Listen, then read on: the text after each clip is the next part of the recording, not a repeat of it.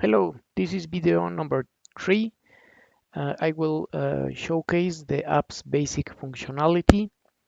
Here we have my Firebase account and okay, let's start. I will start by creating a new user. This will be named someone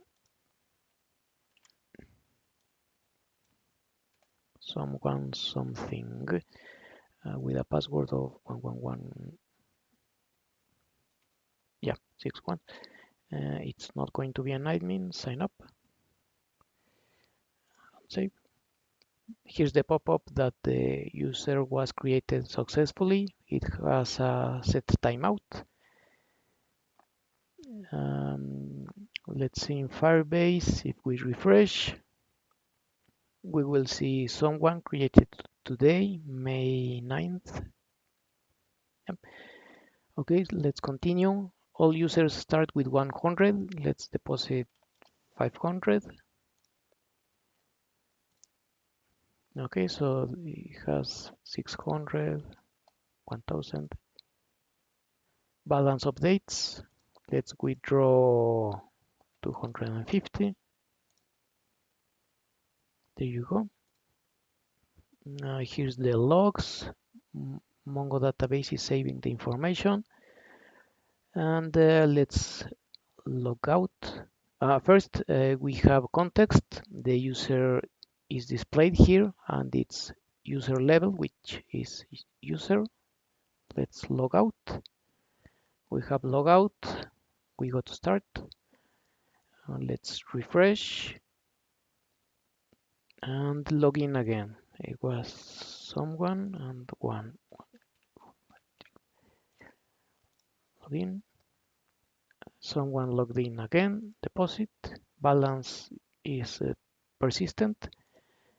Withdraw also lists the balance. We can see the deposit of 500 and 1000 that I made, then the withdrawal of 250, date of the transaction.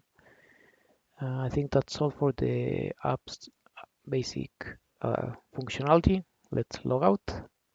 And you almost forget if you are already logged in and click refresh by accident, login status is kept.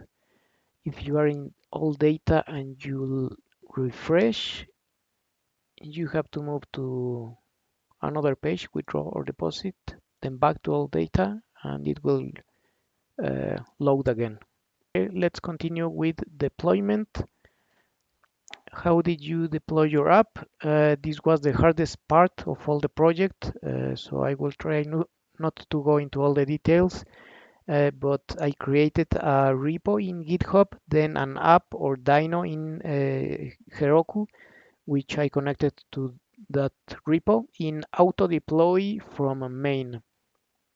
Then set up Heroku config bars and used .env to mirror those variables. Then created a proc file to launch my server file and git ignore node modules and the .env files. Finally, use concurrently in a start script to be able to launch server and client in dev mode.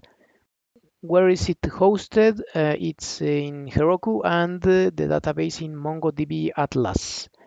Did I use Docker? Yes, but only in the early stages of the project. I just used it to have a Mongo Docker to test commands using Mongo Shell. What challenges did I experience?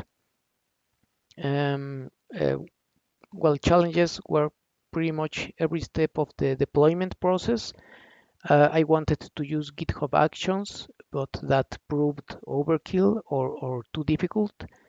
And my troubleshoot process, it was, well, research, trial, and error. In research, I found that connecting Heroku to a GitHub repo was actually the way to go. What additional features did I build? In the deployment process, the combination of .env, Heroku config bars, use of concurrently, using Node env and setting some static routes allowed me to work seamlessly between the development mode and fully deployed app.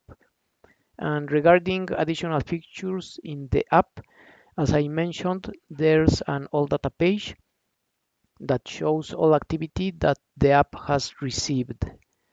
Why did you develop these features?